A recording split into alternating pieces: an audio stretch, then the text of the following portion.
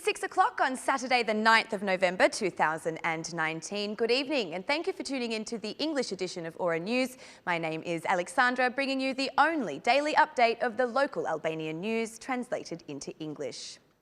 10 former foreign ministers of the European Union and regional foreign ministers, in an open letter, have expressed concern over the refusal to open negotiations with Albania and Northern Macedonia. They even warn that opposition to the start of the talks undermines the EU's authority and credibility. Therefore, it will become increasingly difficult to reach compromises, overcome bilateral disputes and unleash positive energy. This is a precursor to domestic troubles in North Macedonia and Albania, which have for too long relied on the EU to support them. It undermines the negotiations between Serbia and Kosovo and strengthens the centrifugal forces in Bosnia and Herzegovina, said the former ministers in the open letter. It is high time for the EU to put into perspective its role within the new international environment so as to act independently in this environment and to enhance its foreign policy and defence capabilities. We call upon the EU to overcome divisions on this point. The accession process will go on for many years, during which there will be enough time to reconcile the need for the EU's further integration with the need for keeping the European perspective for the Western Balkan countries alive.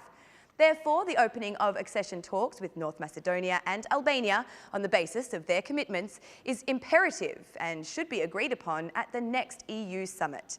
At the same time, we call upon the EU to present new instruments in the upcoming Zagreb summit that will consolidate the EU accession path of the Western Balkan countries, concluded the former ministers.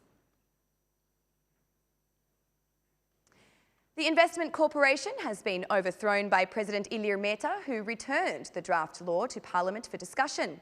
The head of state explained that, in reviewing the draft, it was found that this law contradicts constitutional principles and provisions, as well as violates the principle of legal certainty and the fundamental right to property.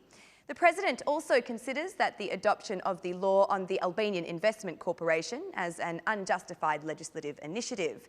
This is because the creation of the Albanian Investment Corporation as a joint stock company can be achieved with the current legal norms in force, and the enactment of the law is not needed, as there is no identified legal vacuum to fill. Among other things, the presidency's legal experts have found that neither of the two recommendations by the Committee on Productive Activity have been taken into account. It also explains that the purpose was to treat the investment corporation with specific legislation that violates constitutional principles of equality before the law. According to the President, the draft law could create a premise for misappropriation of public property or infringe on private property rights. If the corporation is controlled in the majority by a private shareholder, then the development of the project or agreement on rights and obligations will favour private rather than public interests. The development and investment of state property is of high state interest, and the decision-making control over this new commercial entity that is alleged to be established must always be the exclusive property of the state, as any other part of the national public interest.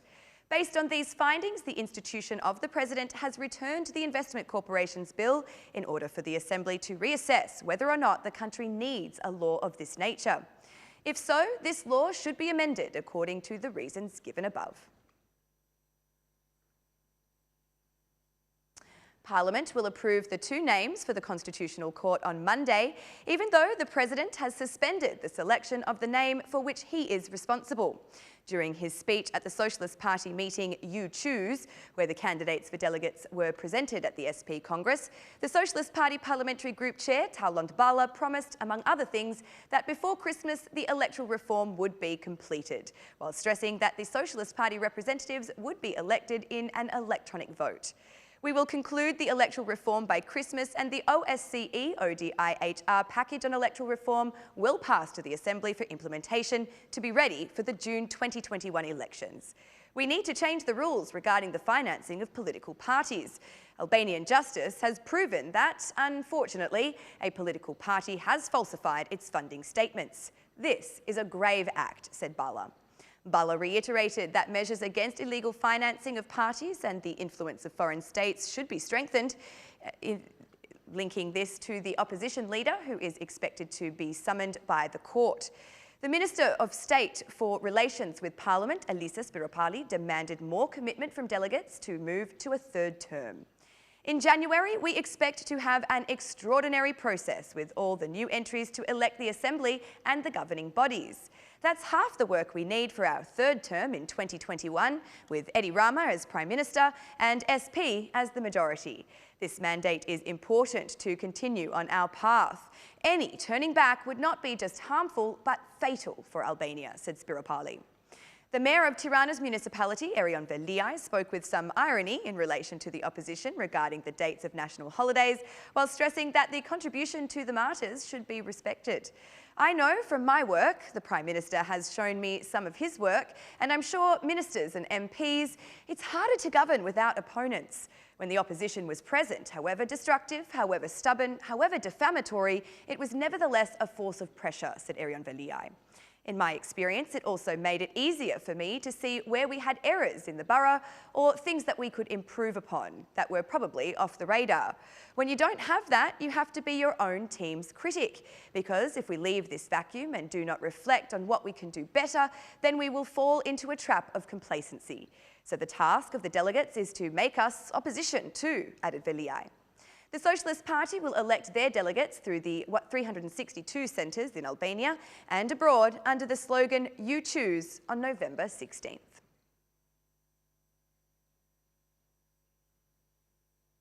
Even for the year 2020, there will be no new projects in infrastructure in Albania.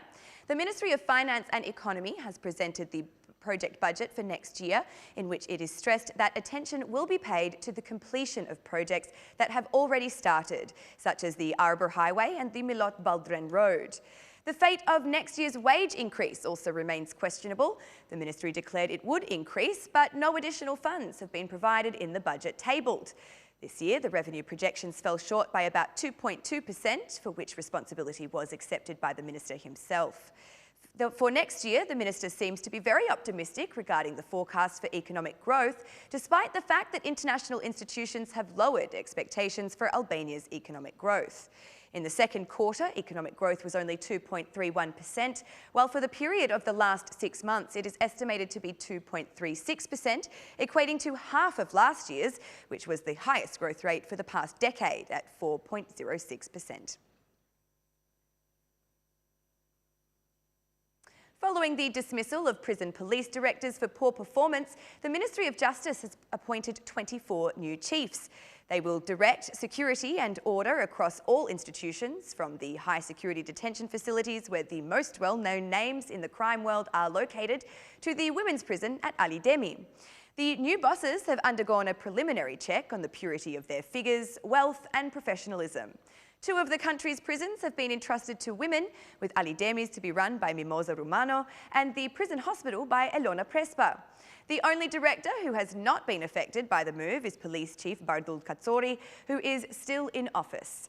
The dismissal of the directors was undertaken with the argument that performance was lacking, as well as the involvement of some of the officers in criminal events. The most recent case was that of Bledar Toci, the head of security of Durrës prison, who was involved in the murder of Dritan Hajoli in Kavaya.